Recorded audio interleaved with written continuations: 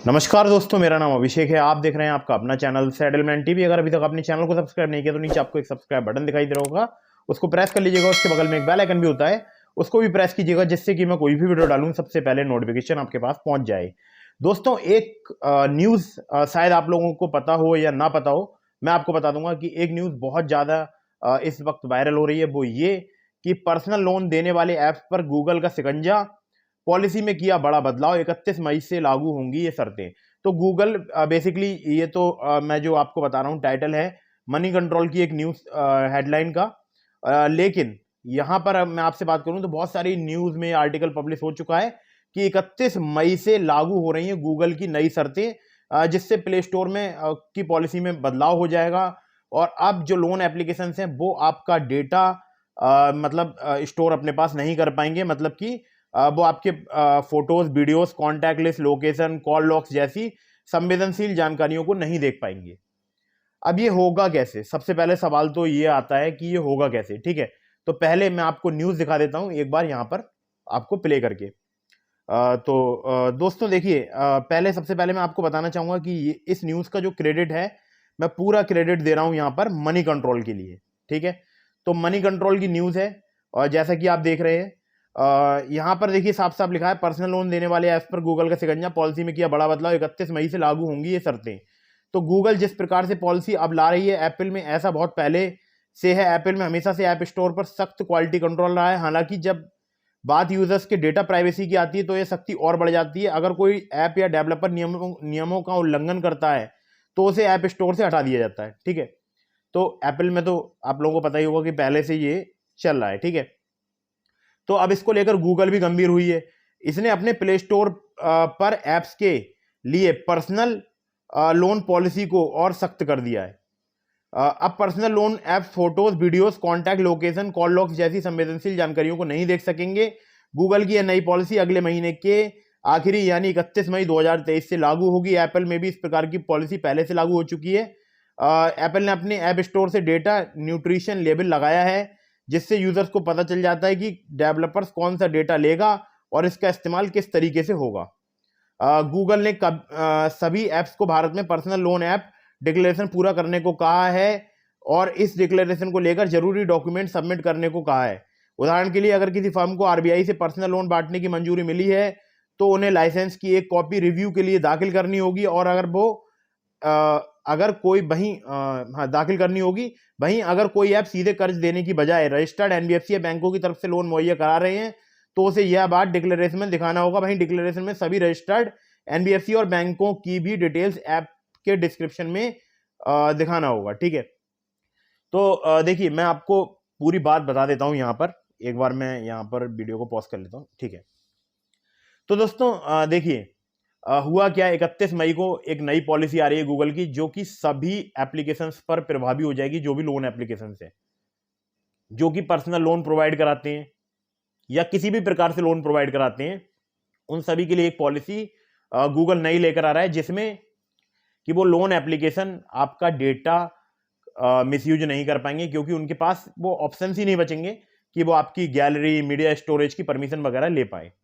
ठीक है, तो जो भी ऐप डेवलपर्स होते हैं वो लोग ये सब काम करते हैं, इस प्रकार की ऐप्स बनाते हैं जो कि आपके डेटा को हैक कर ले और उस डेटा के बेस पे आपसे लोन की रिकवरी की जा सके।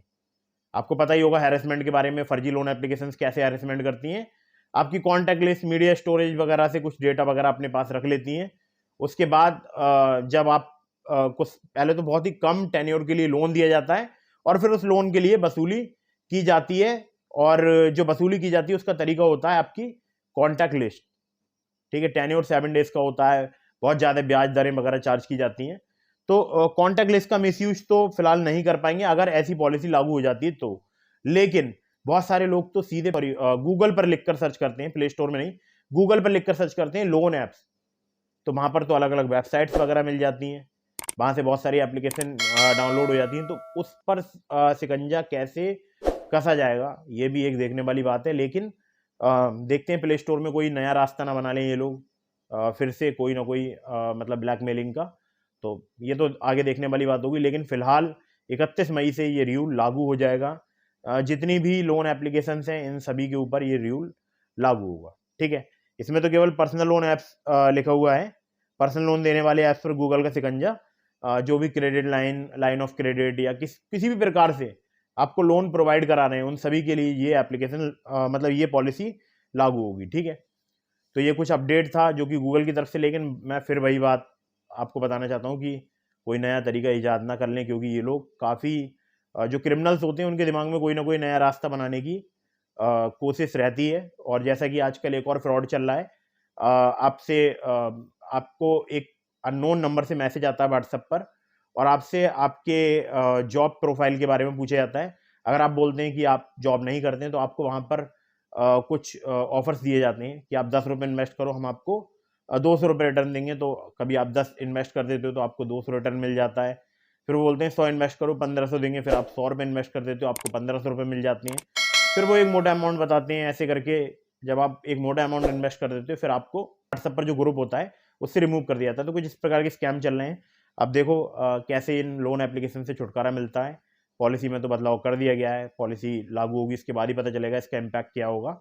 लेकिन फिर से समझा रहा हूँ, ऑनलाइन फ्रॉड से बचो, कभी भी किसी भी फर्जी लोन एप्लीकेशन के झांसे में ना आओ और किसी भी फर्जी लिंक पर क्लिक मत करो, किसी भी अननोन लिंक पर क्लिक मत करो जिसके बारे में आप ना जानते हो। ठीक है, और अगर कोई भी आपसे आपका OTP, बैंक डिटेल्स, KYC वगैरह की डिटेल्स मांगता है तो ऐसे आपको किसी को भी प्रोवाइड नहीं करानी है। किसी भी अनऑथराइज्ड पर्सन को आपको कोई भी डिटेल प्रोवाइड नहीं करानी है।